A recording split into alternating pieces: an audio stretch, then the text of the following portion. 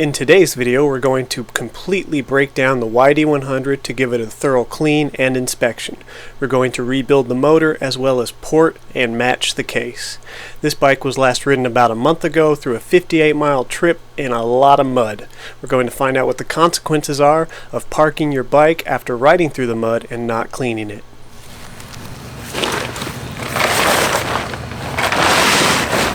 Technically, every bike I have works and is rideable.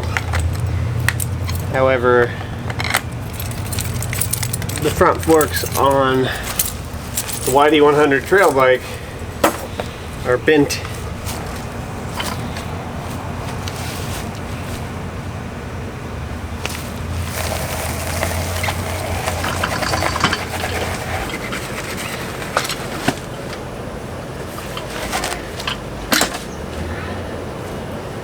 The forks bent, made the kickstand useless.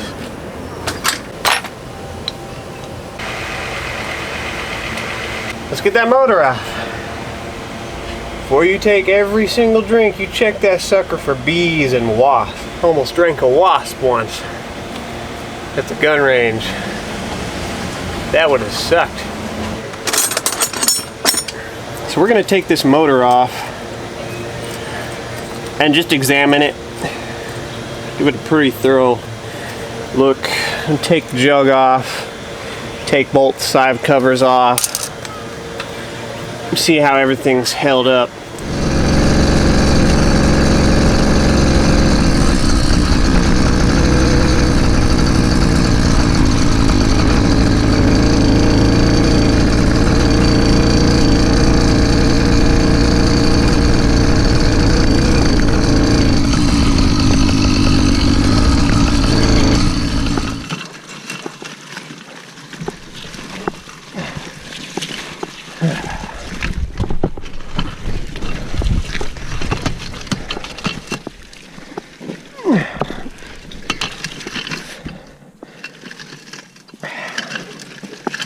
This stuff is just sticking to everything.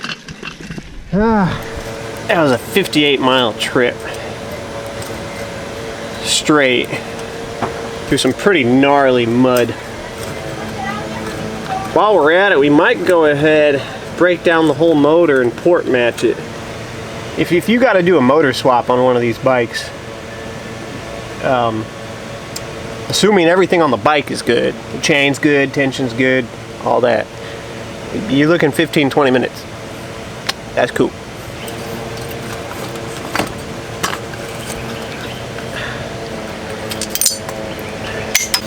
I smell bad gas. Sure don't take long.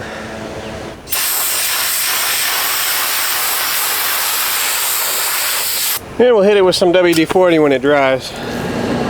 Your cat likes the smell of two-stroke. We got a cat. It's Abby's cat. I didn't even do that. She just came up and started doing that herself. Are you videoing that? Yeah. Oh. Look at that. Alright, well, this is my life now. Alright, time for a little bit of on-the-fly narration. Starting with the plug, to me, looks perfect. According to the guys on the Facebook forums groups, it looks spot on. Maybe a tad rich, but that's actually what I was going for. That's a stock jet. Really didn't know what I was doing with the tune. I'm just glad it worked out. It's 32-to-1 on the ratio, semi-synthetic, 91 octane, 58 miles. Mostly 3/4 throttle when I wasn't dealing with muddy situations. Examining the jug, unfortunately there's a small chip in the lining just above one of the transfer ports. We'll get a better angle here in a moment. It's about the size and diameter of a Tic Tac. The piston also has some significant scoring on the intake side, and we'll explain more in a moment on why that happens. I see this as pretty common at work with chainsaws. Now at the bottom center of the screen above the transfer port you can see that chip. Now here is the air filter, and well, for my situation it sucks. It's clogged up and a lot of debris got past it, as you can see on the intake side of the cylinder, pretty much sandblasting the cylinder as we went. The exhaust and the sides near the transfers all look good to me. Maybe a little burning, but I don't see any reason why I can't keep running this piston. The intake side is not severe, but we'll need to replace this piston eventually. That's okay, because we can test some modifications on ramping this piston. More on that later in the video. I also noticed the top of the piston looked like it might have been contacting the head of the cylinder with some of the carbon buildup, so we might try adding another base gasket. These clips are trash, so I'm going to replace them. They just never really fit well into the indentions on the piston, and they were like that from the factory. Plus one of the wings broke off when I was removing them, so that does not inspire confidence. The wrist pin looks good, and the needle bearing looks good, so we'll keep using these ones. Don't see any reason not to. Moving on to the clutch side, everything underneath this cover looks good. Even the gasket survived. Hooray. We're going to polish this cover, and we have plans for it in the future. If this build works out the way I want it to, it'll be a little surprise for you guys. Now, I could not get this screw off of the small bevel gear. It just wasn't happening. So after a $40 trip to Walmart for a cheap impact wrench, we were able to get it off in a matter of seconds. I hated spending money on the build at the moment, but it's a tool I'm going to need in the future for other things anyways, so it's all good. Using the gear puller, I was able to easily remove the bevel gear and the sprocket, taking off this chain tensioner, and the rust got to it too.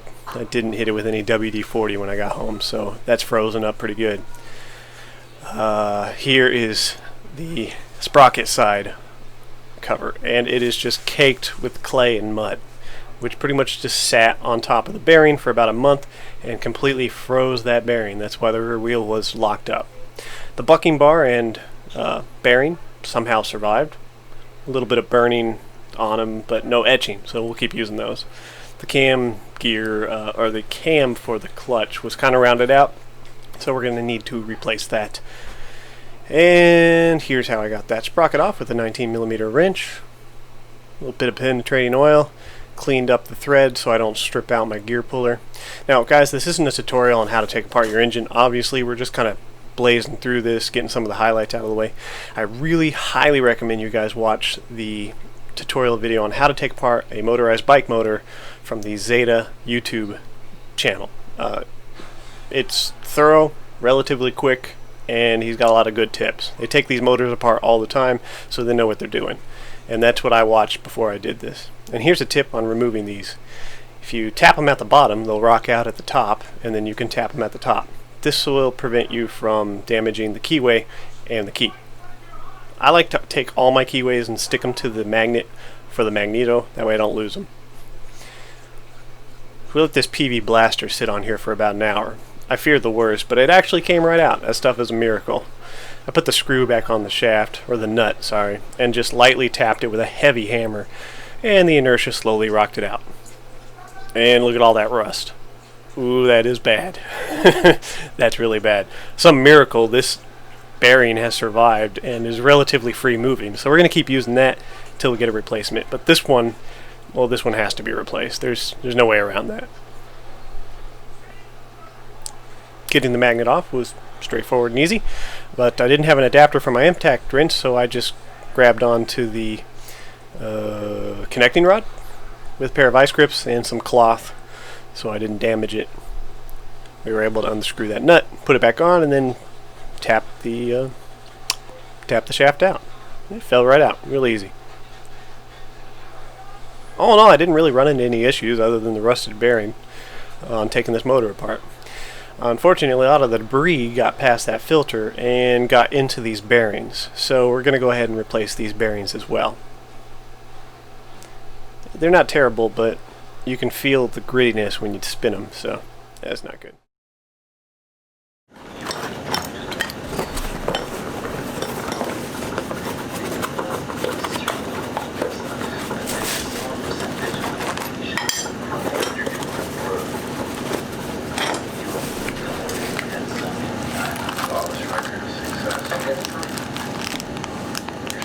Easy, Jerry.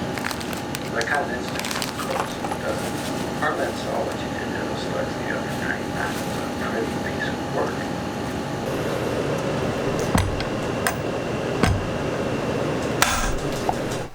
And after a quick tap on a socket, we got the last of the bearings out. It's time to thoroughly clean everything and port match the case. Enjoy.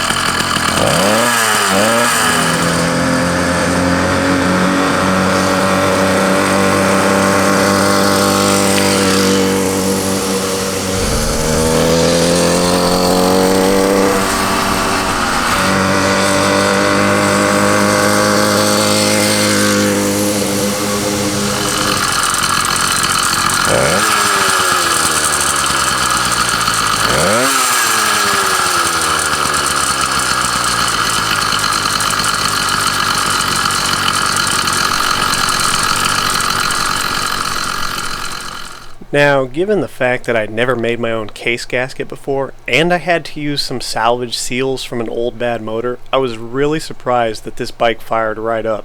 As far as I can tell, it sounds fine. And I'm checking it for air leaks, and so far so good. Hopefully it'll stay that way. We're going to go ahead and do a top speed run here in a moment. But we put the motor on the auxiliary trail bike. We took the Zeta 80 off of this bike.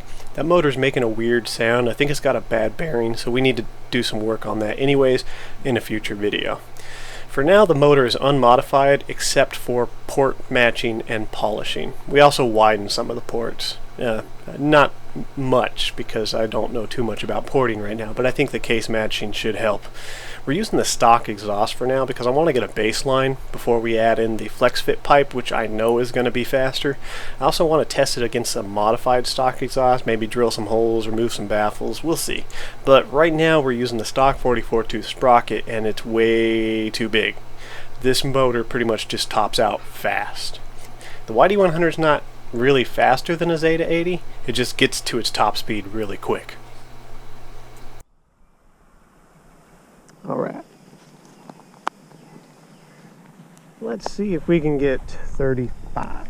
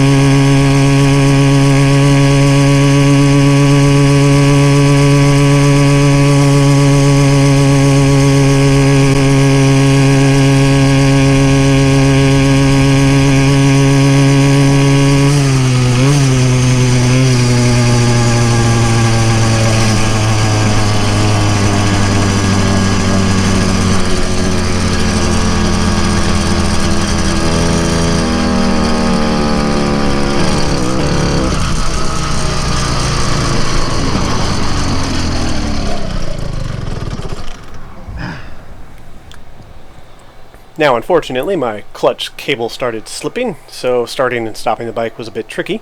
Nevertheless, we got a top speed of 36 miles an hour, which is right there with the ported Sutek PK80.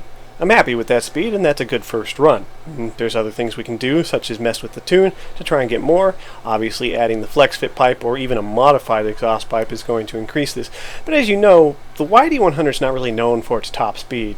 Generally, you can get a standard China doll with modifications probably to go faster. It's known for its torque. It tops out quickly. As you guys could hear in that pull, it got up to its top speed pretty fast. And this was a mild incline because, well, it's really hard to find solid flat ground around here. Anyways, there's a number of modifications we need to keep doing to this motor in part 2, which will be up soon, but starting with a smaller rear sprocket, that's an absolute must. This motor tops out so fast that there's not much we can do to increase its top speed without getting a smaller rear sprocket. Now, unfortunately, guys, I'm starting to lean towards not recommending the YD100. Here's why. The transfers and the exhaust port. The design is just not really well matched to this motor, in my opinion. I'm not an expert, but when I look at it, even I can tell that it's terrible. At bottom dead center with one base gasket, the transfer ports only open about halfway. The exhaust port's not much better. Both of these ports are significantly restricted by the piston at bottom dead center. There's a few things we can do to help improve this and make them open a little wider, such as adding a second base gasket and ramping the piston. Now, I need a new piston anyway, so I'm going to go ahead and mess around with ramping to hopefully improve how much the ports open.